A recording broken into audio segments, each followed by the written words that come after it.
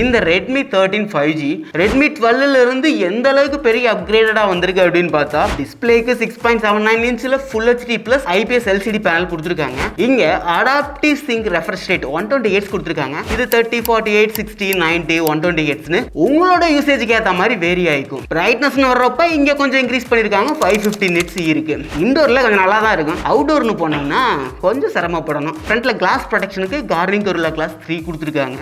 இதுல நீங்க Full HD ல வீடியோஸ் பார்த்துக்கலாம். பட் வீடியோஸ் ரொம்ப கிறிஸ்பா கிறிஸ்டல் கிளியரா ஷார்ப்பான இமேஜஸோட நல்ல பஞ்சியான கலர்ஸோட நீங்க எதிர்பார்க்கவே முடியாது. பார்க்கிறதுக்கு டல்லா தான் இருக்கு. டிஸ்பிளே கலர்ஸுமே ரொம்ப டல்லா இருக்க மாதிரி எனக்கு ஃபீல் இருக்கு. ஒரு பஞ்சியான கலர்ஸே இதுல இல்ல. அது ஆடியோ குவாலிட்டின்னு வர்றப்ப சிங்கிள் ஸ்பீக்கர் பாட்டம் ஃபயரிங்கும் கொடுத்துருக்காங்க. அதோட ஆடியோ குவாலிட்டி ரொம்ப ரொம்ப ரொம்ப ரொம்ப ஆவரேஜா தான் இருந்துச்சு. மீடியா கன்சம்ஷனுக்காக இந்த போனு அப்படின்னு யோசிச்சிங்கன்னா இந்த பட்ஜெட்ல யோசிச்சு வாங்கிக்கோங்க.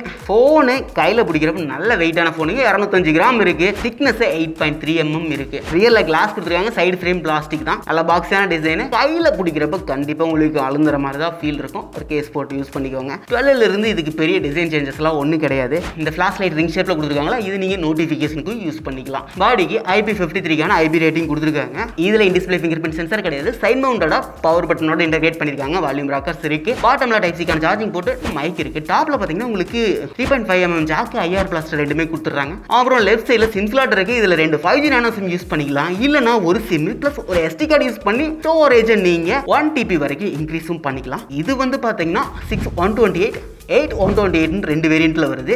இந்த டைம் 4 128 GB வேரியண்ட் கிடையாது. 6ல இருந்து ஆரம்பிச்சிருக்காங்க. ரொம்ப நல்ல விஷயம். 7 5G பேண்ட்ஸ் கொடுத்துருக்காங்க. ப்ளூடூத் 5.1 இருக்கு. Wi-Fi 5 இருக்கு. இல்ல ப்ராக்சிமிட்டி சென்சார் வந்து விர்ச்சுவலா கொடுத்துருக்கறனால பாத்தீங்கன்னா பிசிக்கல் ப்ராக்சிமிட்டி சென்சார் மாதிரி ப்ராப்பரா ஒர்க் ஆகிறது கிடையாது. அதாவது ப்ராக்சிமிட்டி சென்சார் எதுக்கு யூஸ் ஆகுதுன்னு பாத்தீங்கன்னா நீங்க போன் வந்துச்சுன்னா காதுல வச்சு பேசுனீங்கன்னா டிஸ்பிளே ஆஃப் ஆயிரும். காதுல இருந்து எடுத்தீங்கன்னா ஆன் ஆயிக்கும். ஏன்னா உங்களுக்கு மிஸ்டேச்சஸ் எதுவும் நடந்துடக்கூடாது, உங்களுக்கு தெரியாம கால் கட் ஆயிடக்கூடாது, ஹோல்டுல போயிடக்கூடாது அப்படிங்கிறதுக்கு வச்சுக்கோங்களேன். அது வந்து இங்க பிசிக்கலா கிடையாது, விர்ச்சுவலா இருக்கிறது அப்படிங்கறதுனால நீங்க கால் பேசுறப்ப ஒரு சில டைம் பாத்தீங்கன்னா டிஸ்பிளே ப்ராப்பரா ஆஃப் ஆக மாட்டேங்குது. iOS Android 14 மேல அவுட் ஆஃப் த பாக்ஸா ஃபர்ஸ்ட் டைமா கொடுத்துருக்காங்க. பட் இங்க UI ஃப்ளூடிக்கா இருக்கா?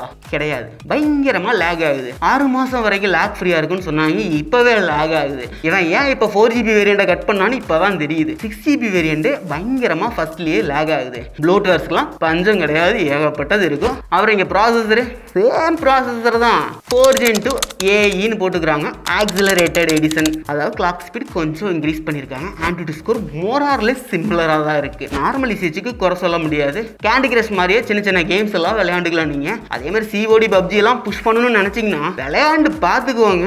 அதுக்கப்புறம் உங்களுக்கு விளையாடணும்னு தோணுச்சுன்னா விளையாண்டுக்குவாங்க. அது உங்களோட தனிப்பட்ட விருப்பம் தான். என்னால சுத்தமா முடியல இதுலலாம்.